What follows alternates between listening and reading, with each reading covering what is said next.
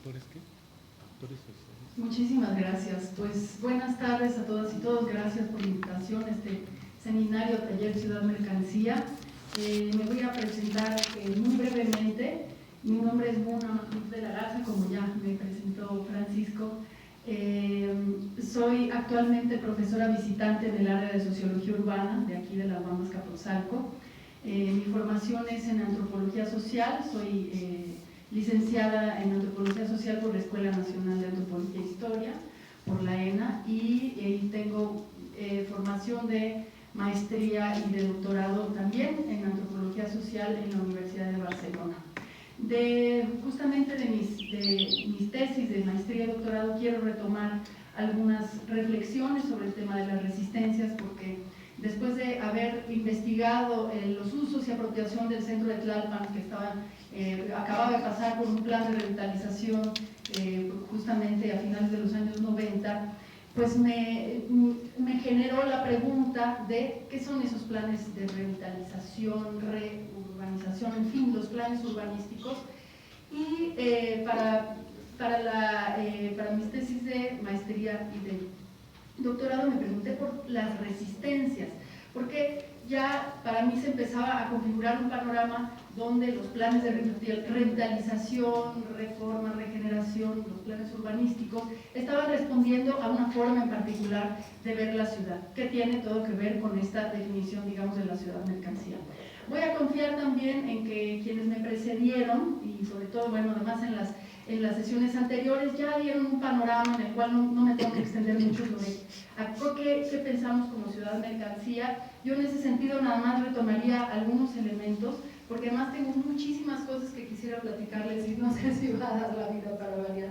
Pero bueno, nada más algunos aspectos de esta ciudad neoliberal, pensando como punto de partida, pues primero que el capitalismo no está sujeto a crisis, sino digamos que es parte consustancial, digamos, ¿no? Es la expresión de una serie constante de crisis, de modelos de acumulación, y que esos van a verse necesariamente manifestados en el espacio, como una de las principales formas que tenemos, digamos, de producción dentro de lo humano, ¿no? Entonces, en estas crisis de modelos de acumulación se van a dar este tipo de reestructuraciones que vamos a ver también expresadas espacialmente. Y dentro de esto, el papel del Estado no es de un adelgazamiento, sino justamente, bueno, ya lo hemos visto, tiene un papel esencial realmente en generar estas posibilidades, ¿no?, de mercantilización del espacio, ya poniéndolo así como muy grosso modo, digamos, estas nuevas formas de organizar el capital en el espacio, cambia el marco legal, hace una serie de regulaciones que van a tener el efecto paradójico de desregulación, y para permitir todo aquello que no se podía hacer antes, ahora se puede hacer. Lo estamos viendo, se habló de la verticalización de la ciudad, en la Ciudad de México está claramente, cambios de usos de suelo que antes no, que solo se habían logrado parcialmente por la corrupción inmobiliaria, ahora toman otros visos y otras dimensiones también en este marco regulatorio del regulatorio, digamos, ¿no? Entonces hay también hay investigadores que retoman este concepto de Schumpeter económico de la destrucción creativa, esta permanente desvalorización y revalorización del espacio para conseguir nuevas oportunidades pues digamos, de ganancia, de plusvalía, ¿no?, de sacar rentas del espacio. Y en ese sentido, yo preguntaría, para mí una pregunta que me parece central es ¿qué desvaloriza y qué revaloriza el espacio en las ciudades? En el precio del suelo, digamos, poniéndolo en términos muy economicistas, pero que finalmente tienen repercusiones en todos los ámbitos de lo social, ¿no? ¿Qué es lo que en cada ciudad desvaloriza y revaloriza, digamos, ¿no? En ese sentido, podríamos preguntarnos cómo se vende la ciudad en cada lugar. Y también que hay una desvalorización de ciertas zonas a partir del abandono y de la destrucción material, pero también de la desvalorización de las propias poblaciones que están habitando, ¿no? Está cruzado permanentemente y necesariamente por un componente de orden simbólico.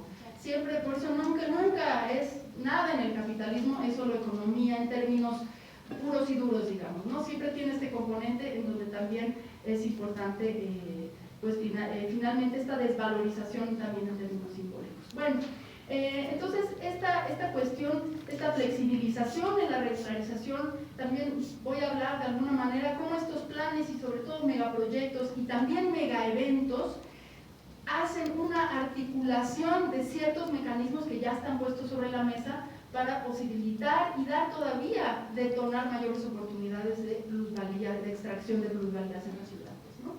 Entonces, bueno, nos preocupa esta cuestión y también, hablando muy brevemente como de mi trayectoria de investigación, como digo, me interesó ver el tema de la revitalización, pero después, ¿cómo se resiste?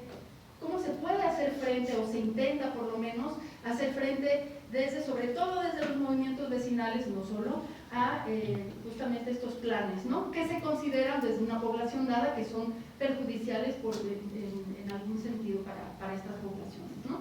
Entonces, a mí muy pronto, digamos, desde estudiante, me llegaron noticias que en la ciudad de Barcelona había un movimiento vecinal, digamos, potente, que no solo estaba resistiendo, sino que estaba nombrando los procesos, ¿no? Y de ahí me llegan dos categorías que son la violencia inmobiliaria y urbanística, que me parece muy potente que desde la resistencia se estén nombrando, digamos, estos procesos, y además se les esté nombrando directamente de violencia, ¿no? Es como también para dejarse como de eufemismos, regeneración, reestructuración, no. Esto comporta violencia, comporta acoso inmobiliario, comporta despojos, en fin. Entonces, bueno, como les digo, la titulé así como el título propuesto, digamos.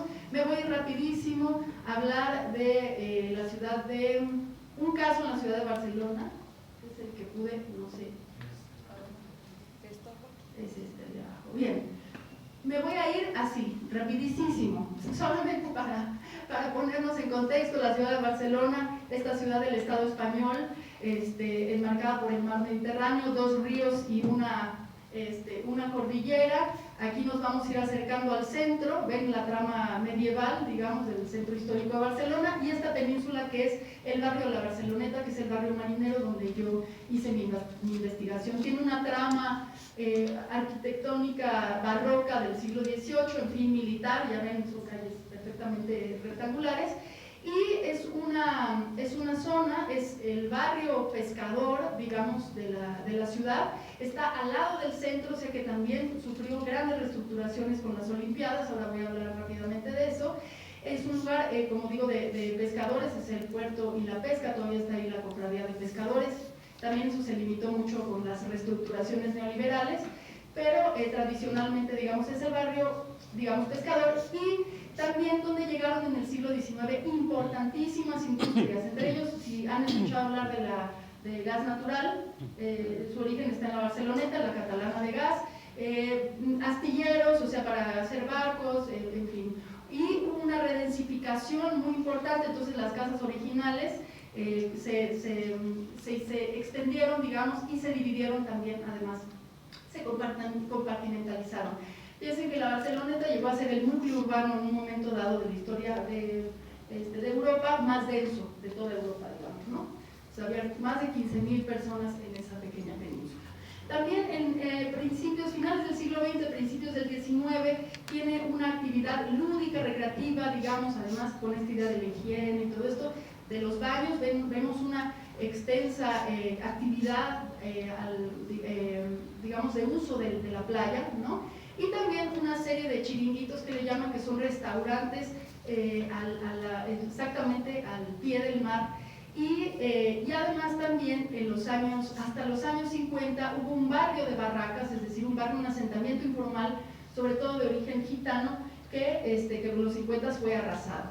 Todo esto un poco para decir que cuando nos dan la idea de que Barcelona, después de las Olimpiadas, se abrió al mar, hay que decir que antes de las Olimpiadas tenía una intensa, digamos, uso de las playas. Incluso había gente que vivía en primera línea, digamos, de la playa, ¿no? Nada más también para esto, ya cuando pensamos precisamente en estas crisis de acumulación, empieza la desindustrialización de las ciudades europeas en los 70s, y ya empiezan modelos, digamos, como digamos, de reconversión de los antiguos usos industriales que estaban a primera línea de mar, en el frente marítimo, digamos, en residencias de alto standing. Para eso hubo potente movimiento vecinal. Aquí ven una revista que se llama Cuarto de Casa, que son estas particiones de las que les hablaba. La Barceloneta está en peligro, dice en catalán. Ya hubo una resistencia contra el plan de la Ribera, que así se llamaba, en los años 70.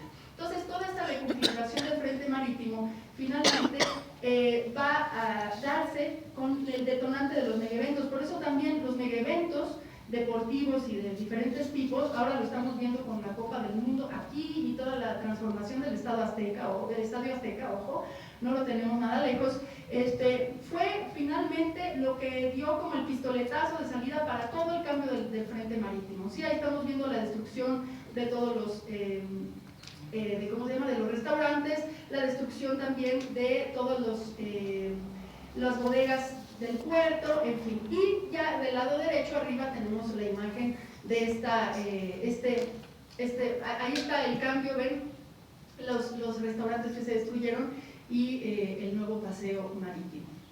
Y este es parte, digamos, como de la Barcelona o la playa de la Barceloneta reciente. Ahí se está construyendo el Hotel Vela, muy al estilo Dubái también. Hay estos imaginarios del poder en el espacio, ¿no? Justamente a la orillita de este barrio, que sigue siendo uno de los de menor instrucción en la ciudad de Barcelona, sigue siendo de un perfil popular, digamos, ¿no? Entonces también para ver cómo estos enclaves. Y este es un poco para que vean cuál es. Esta es una de las casas que aún se conservan de la planta original del siglo XVIII y ya para que vean un poco cómo son estas calles estrechas que dan todas hacia el mar. Bueno, les había hablado de este movimiento vecinal en los años 70. Para esta asociación, esta primera asociación vecinal, para el año de 2005, que se plantea un plan de los ascensores, es decir, dotación, digamos, de movilidad vertical a partir de elevadores a estos estrechos departamentos, estos estrechos edificios, se planteaba vaciar toda una columna de edificios para poder poner, porque no había espacio, digamos, ¿no? Entonces, hay un sector de la población y de los vecinos que dicen, pues tiene claramente un perfil expulsor, ¿no? Para que 3 vecinos de los 4 de las particiones tengan elevador, se va a tener que ir uno, pues no nos sale la cuenta, digamos, ¿no? Y también preveían pues que había todo un plan, digamos, un proyecto que continúa en la Barcelona posolímpica, pues de esta ciudad, digamos, mercancía. Entonces, se genera una nueva asociación vecinal, más bien hay una segunda asociación vecinal alternativa a la de los años 70, que se crea en el año 2005 y que cuando viene el plan de los ascensores propone una plataforma en defensa de afectados en defensa de la Barceloneta. A esta plataforma de afectados, bueno, hay que decir que esta segunda asociación vecinal, les quiero poner un poco esto, porque vamos a decir, ¿por qué nos va a hacer sentido? Pues tiene todo sentido de también las formas de apropiación, digamos, reivindicativa y festiva de la ciudad, que es a lo que quiero llegar. Y otra cosa, Barcelona, que hace rato iba a hacer el chiste de voy a hablar de la zona metropolitana de la Ciudad de México, que es Barcelona, la zona metropolitana del capital avanzado. Barcelona es uno de los laboratorios de planeamiento estratégico. También por eso es interesante, porque es una de las pioneras donde empezó a experimentarse precisamente todas las recetas neoliberales para la ciudad. Entonces también nos interesa esa parte. La fiesta mayor, la comisión de fiestas de la calle Pescadores, que es donde, digamos, donde se asienta esa nueva asociación vecinal, es el antecedente de esta segunda asociación, y también a la plataforma de afectados que configura la propia asociación se une un colectivo CUPA que se llama Miles de Viviendas, que en el 2004 llega a uno de los edificios, digamos, del barrio, que después fue demolido. Ellos fueron desalojados de allí, pero ellos siguen en contacto e integrándose de lleno como las actividades del barrio. Cabe decir, yo creo a estas alturas, que la actual alcaldesa de Barcelona formaba parte de este colectivo. También hay este nuevo municipalismo que llega hacia el 2015 en varias ciudades de España, ¿no? También tiene que ver con gente que había estado en todo este tipo de movimientos. Entonces, bueno, yo en este sentido, cuando pienso, digamos, ¿no?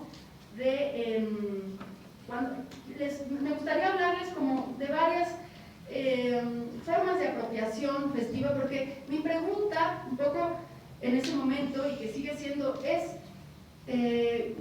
¿cómo se contraponen los movimientos, ¿no? vecinales, los movimientos urbanos, a estos grandes embates, digamos, del capitalismo neoliberal, ¿no?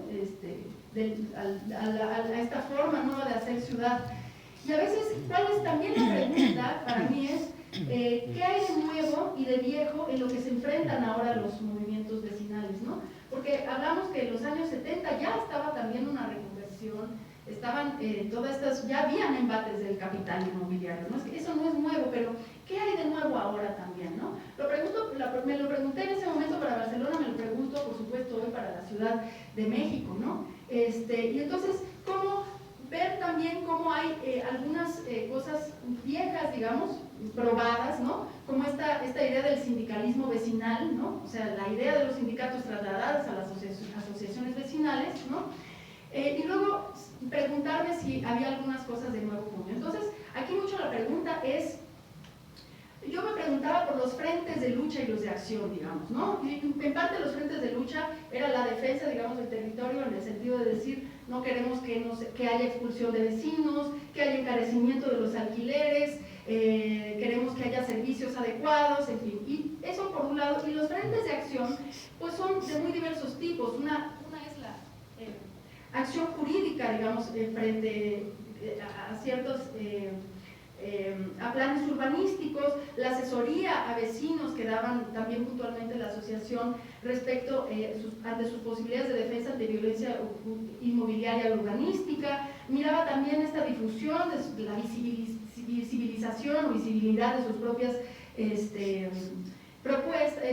acciones, y también la generación de propuestas alternativas, que esto me parece muy interesante, y aquí quiero retomar también la idea que yo retomo de resistencia, ¿no? Que tiene que ver, digamos, retomando como el concepto clásico de Scott, como estas, todas las estrategias puestas por las clases subalternas para resistir la dominación. Podemos también pensar la resistencia en dos sentidos. Una como, digamos, hacer frente, resistir en términos de no morir, digamos, ¿no?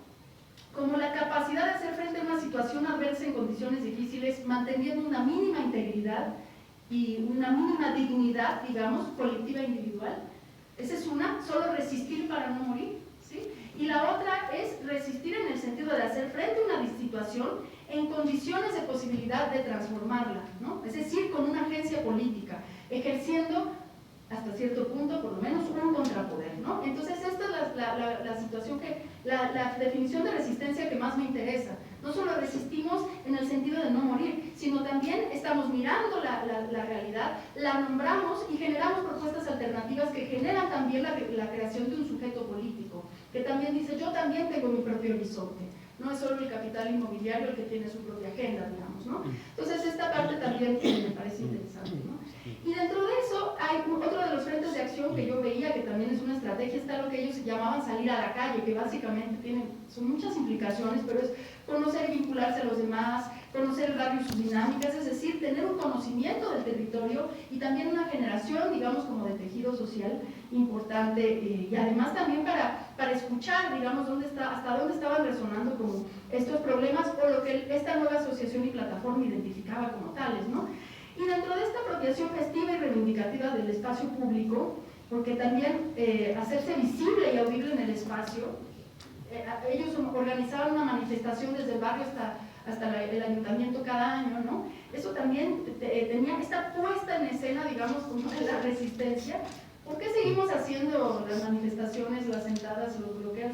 Es decir, el pensar la resistencia en el espacio, ¿qué es lo que implica? Esa es para mí una de las preguntas muy importantes, pues, ¿no?